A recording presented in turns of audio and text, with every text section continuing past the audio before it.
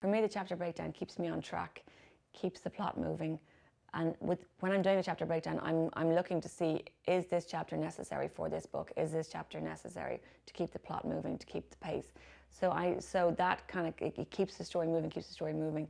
And as I said, I find the second third of the middle part of the book quite difficult to keep momentum. So I will see that coming. As I'm doing the chapter breakdown, I'll see where the pitfalls are and where the book is sagging a bit. And so before I start, I already kind of have already thought about that. I've thought it through so that I know where I need to kind of push the story along. It also keeps me on track and keeps the characters on track. And then you let the creative process take place. I would love to be one of those writers who just sits down and just has an idea and just goes with it. I tried it and it just doesn't work for me. And I do think on your first book, it is a good idea to plot and plan. And again, it's just like 3 or 4 lines for each chapter, so you know what's going to happen, and you know that that chapter needs to be there for the benefit of the book and is not just a filler chapter, because people don't want to read filler chapters. And that's what we mean by action, by action in a novel, and it has to keep moving forward. It can be reflective action to understand more about my feelings is reasonable, although that will only take you so far. It'll only take you a few pages maybe. Your protagonist has to go on a certain kind of journey. Well, I mean, I hate to use the word journey, but I mean, I think a book for a character is a journey. I mean, every character has to have learned something and experienced something probably life-changing by the time they've reached the end of the book. I mean, I think, you know, it's important for your character to grow.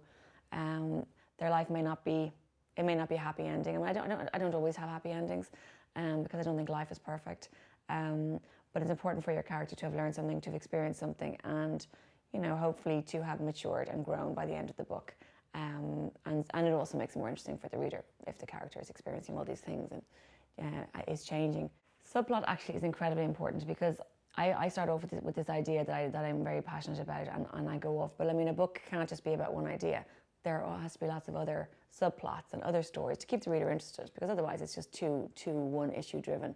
So subplots are extremely important, and, you know, secondary characters are vital because they are really kind of, they are the bricks on which the house is built. So it's very important to have interesting subplots, and often subplots can end up becoming, sometimes can end up becoming very major in the book. So I think it's very important to explore other things.